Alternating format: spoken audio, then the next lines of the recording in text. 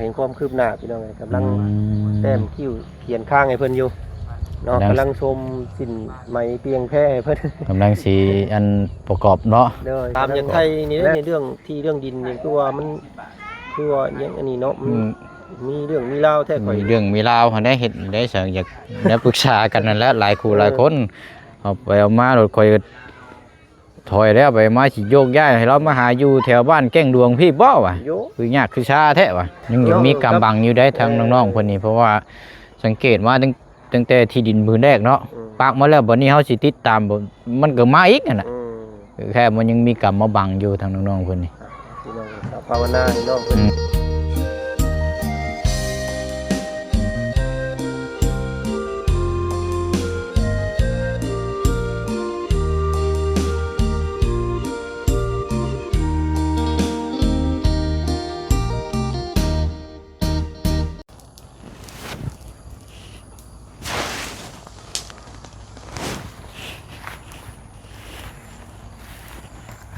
บ้านนี้เนาะ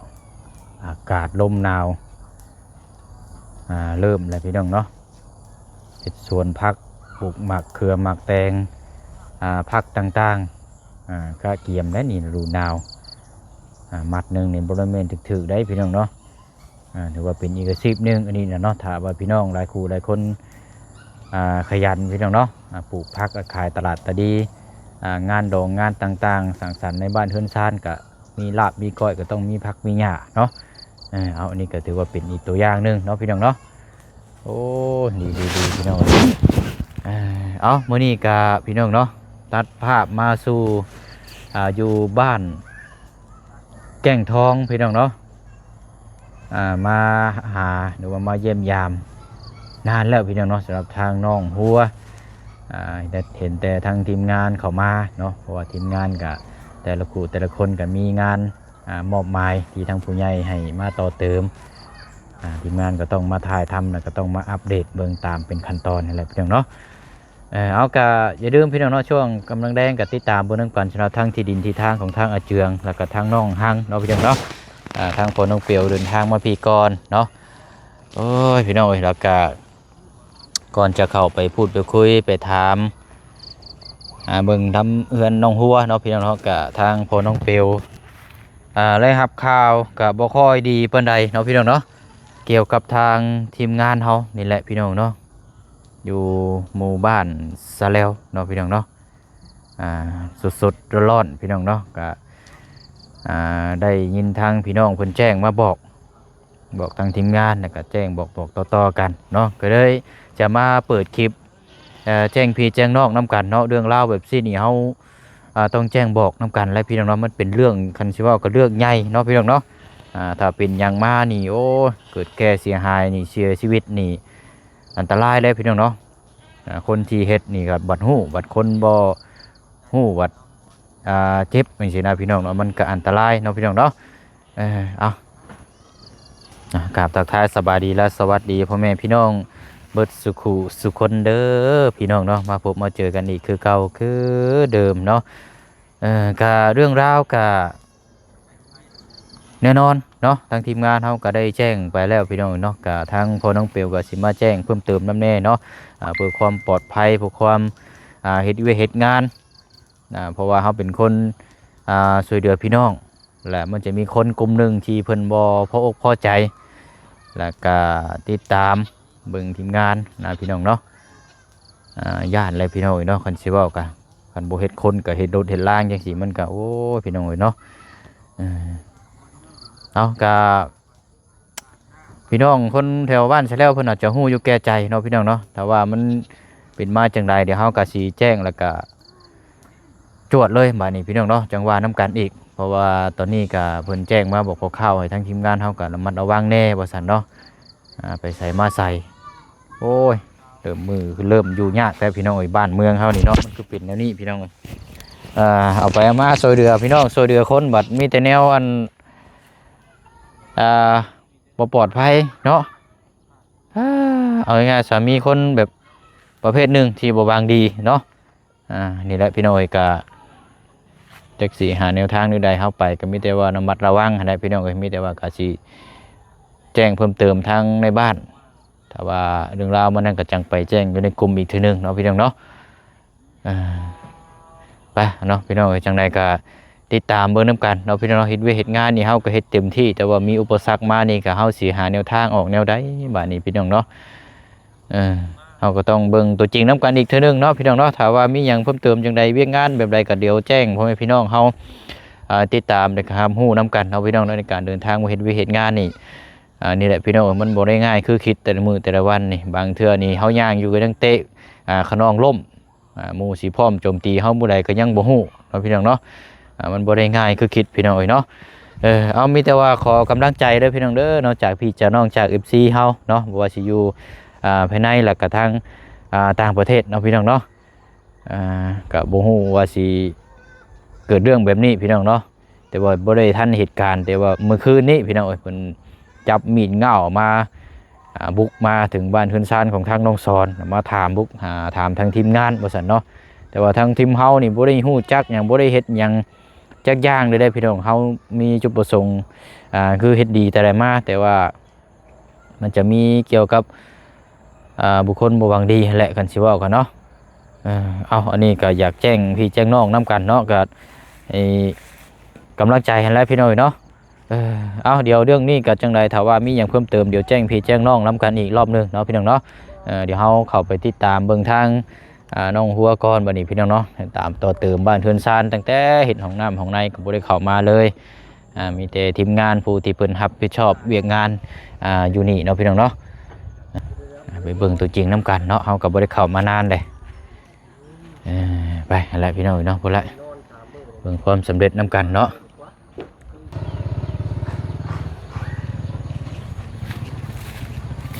โอ้ลมหนาวเนาะพี่น้องเฮาเป็นจังไดเนาะซบโอ้เจ้าใส่ขาสั่นมานี่เนาะแต่ได้ส่วนนั้นก็เขียดน้อยเต้นเข้าได้โอ้ใครอยู่บ่ได้แตกเหิบเนาะยังบ่ทันได้เป็นลุ่มเป็นรอยยังเดือมมามาบอยู่ได้อยู่ผิวพรรณดีอยู่เนาะโอ้ยข่อยนี่แก้ส่งขาสั่นไปซี่นี่เขียดน้อยเต้นเข้าได้ข่อยโดดเข้าแข้งเลยสบายดีมันเริ่มได้อาการหนาวเป็นหวัดเป็นไอไข้หวัดใหญ่ช่วงนี้ก็เข้ายุคครัวเด้อนี่ต้องระมัดระวังเนาะคึมนี่มันคึมยังได้พี่น้องคึมหนาวคึมลมเนาะฝนบ่มีฝนบ่ได้ตกพี่น้องเลยโอ้เนาะเอาดูแลสุขภาพได้พี่น้องมาเบิ่งทางนี้ก่อนเนาะป้ามันยังเฮ้ยนี่กำลังเนาะเห็นความคืบหน้าพี่น้องเลยกำลัง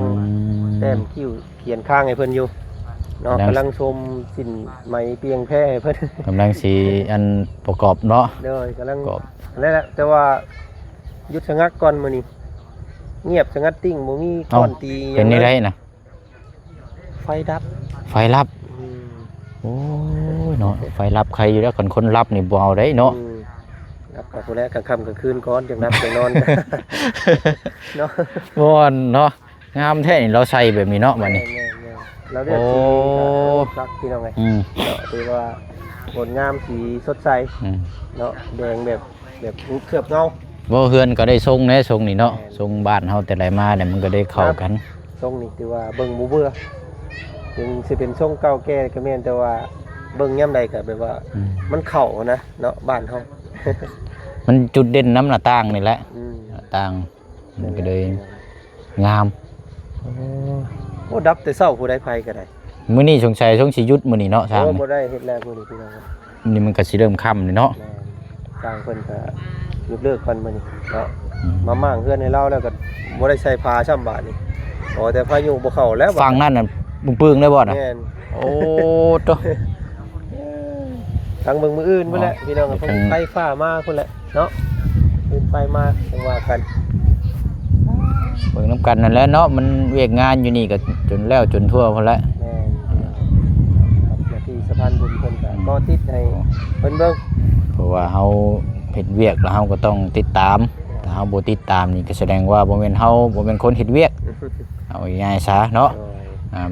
แบบเดียวกับเฮาไปหาอยู่หากินถ้าว่าคนไปหาอยู่หากินนี่ก็ต้องได้ในอยู่นึกกินนะแต่ไปชื่อนี่แสดงว่าบ่แม่น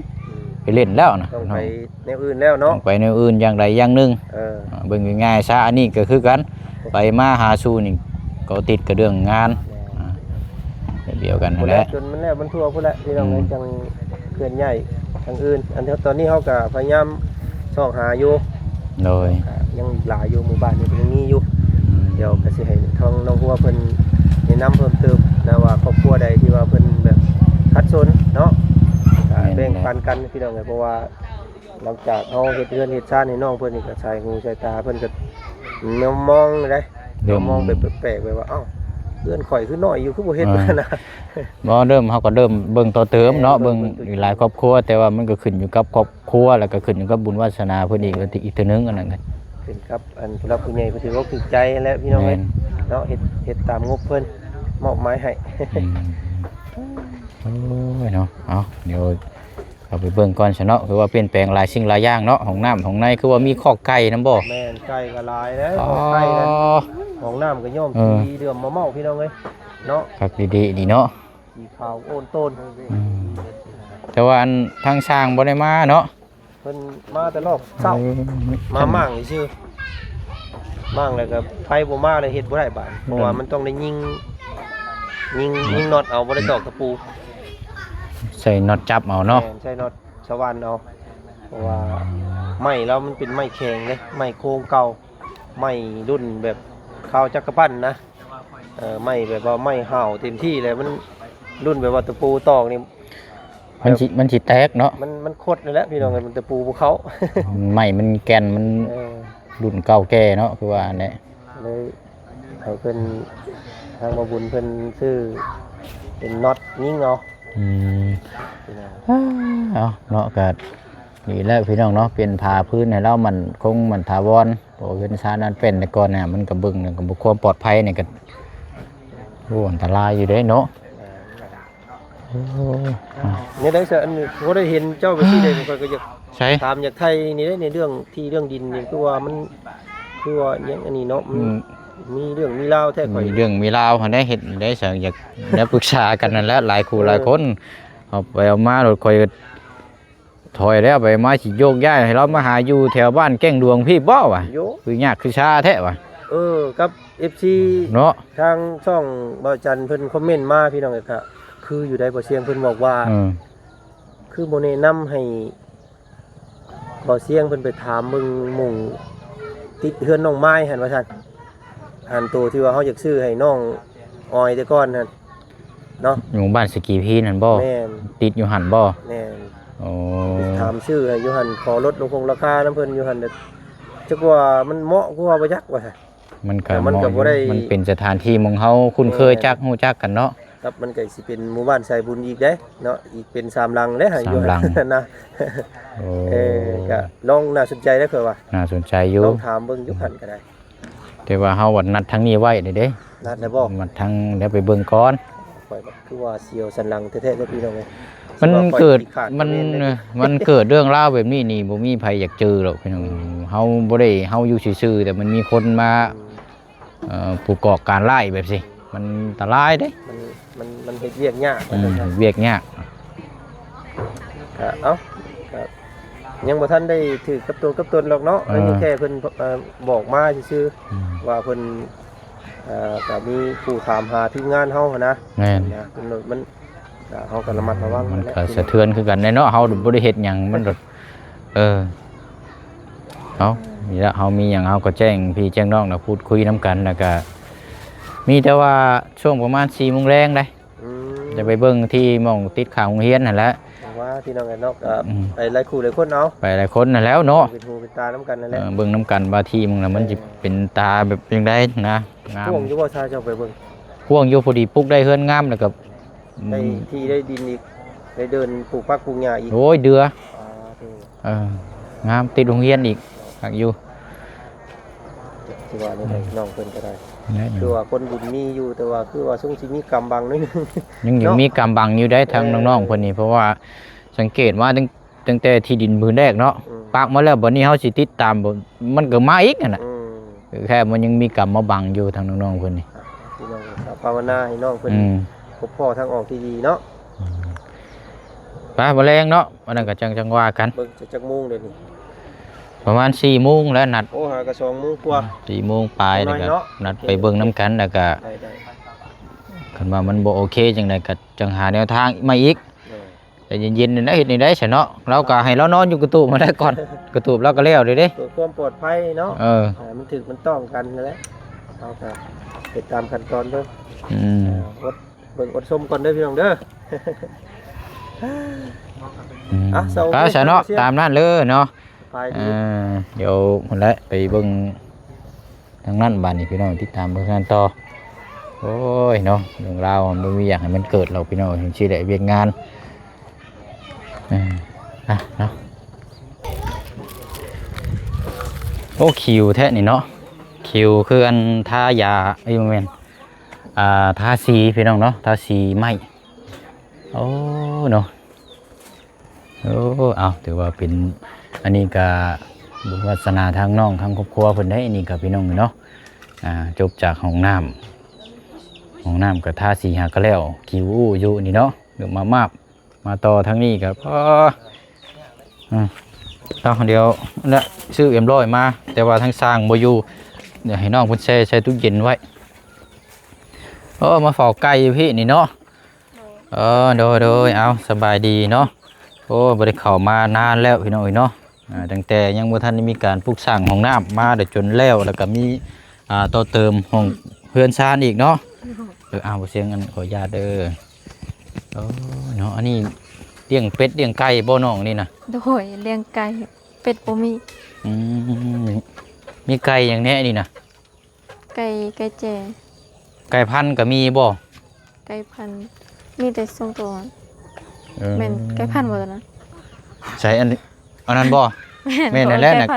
ไก่อันเพิ่นฮ้องว่าไก่พันธุ์นั่นแหละไก่แบบว่าไข่เด้ไก่ไข่มีคู่เดียวบ่โอ้เลี้ยงไก่น้ำอันนี้เนาะคักอันนี้เลี้ยงไก่แล้วก็ปลูกผักน้ำบัดนี้เนาะคือว่าได้เรื่องน้ำบัดนี้เนาะ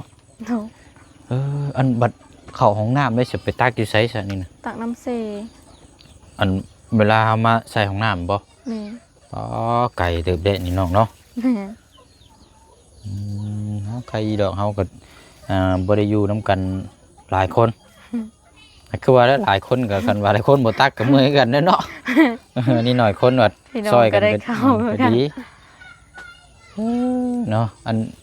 ไผใส่อยู่เทิงเฮือนนี่แม่โอ้เฮ็ดกินหยังเนาะเรามันยังจีวาย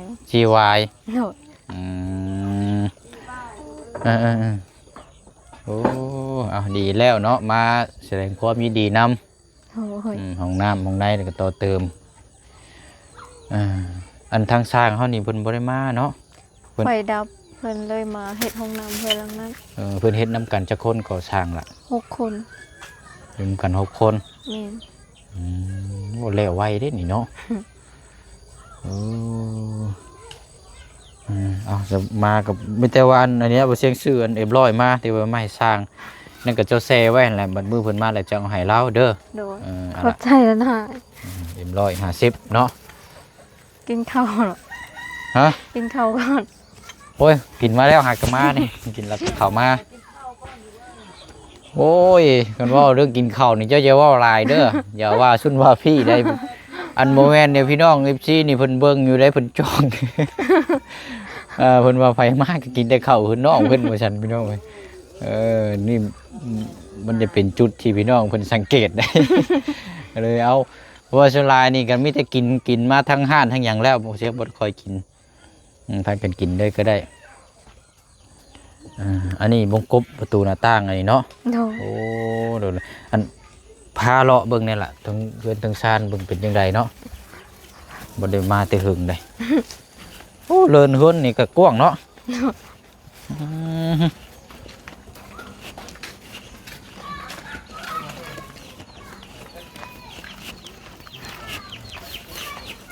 คิวนี่บ่จะทาสีของน้ำบ่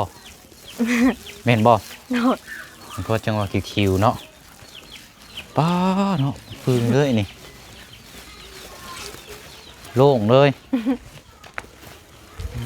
ไปไหนเราตั้งตัวเย็นมองไปก็เห็นแต่ตู้เย็นโอ้คืออยู่แบบนี้เนาะก็สิเน้นนาถาวรนะครับ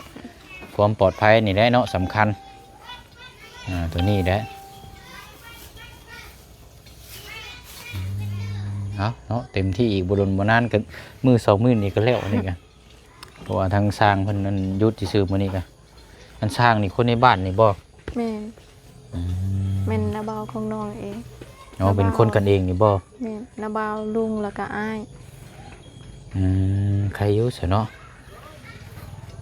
คนฮู้จักกันแน่เวลาเฮ็ดเวียกเฮ็ดงานเพิ่นก็ฮู้จักเนาะวันนี้ไฟดับเขาก็เลยบ่ได้มาเฮ็ดโดดเอาแล้วก็อันคือว่าก่อนหน้าเจ้าว่าไม้เป็นไม้หยังเฮือนชาตินี่เป็นของทางลุงเจ้าบ่แม่นบ่ แม่นของลุงบัดนี้เล่าว่านี่ได้ซะคือได้มีการต่อเติมแป้นตัวนี้ใช่ก็บ่ฮู้คือกันเพิ่นให้ต่อเติมเลย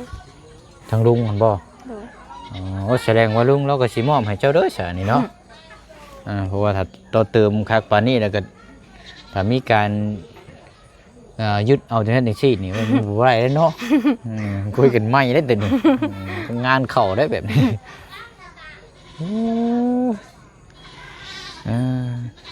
เนาะเพราะว่าจังน้อยก็สิออกไปแล้วพี่น้องก็ได้เวลาที่เฮาสินัดหมายกันเลยไปเพิ่นน่ะเป็นทางน้องเจืองเดี๋ยวว่าทีมงานก็สิเข้ามาอีกอยู่เนาะเอาเสยเด้อยินดีนำเด้อน้องเด้อเอาทางบ่เชิงก็มาวนเวียนมาอัปเดตนานๆทีพี่น้องเข้ามาเยี่ยมยามนี่แล้วเนาะบัดนี้ก็จังคณะมีโอกาสวันเวลาเดี๋ยวสิเข้ามาเบิ่งความสำเร็จนำกันอีกเทื่อนึงเนาะเอามีแต่ว่าบ่เชิงเดินทางก่อนน่ะเด้อโดยสบายดีโดยเดินทางปลอดภัยเด้อมีแฮงพี่น้องเนาะโอเค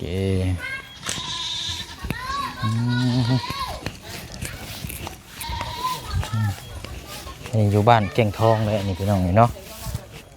ไฟฟ้ารับเบิดมือยังบ่ทันมาอยู่เนาะน้ำของในเนาะใช้เบิ่งซองเบิ่งก่อน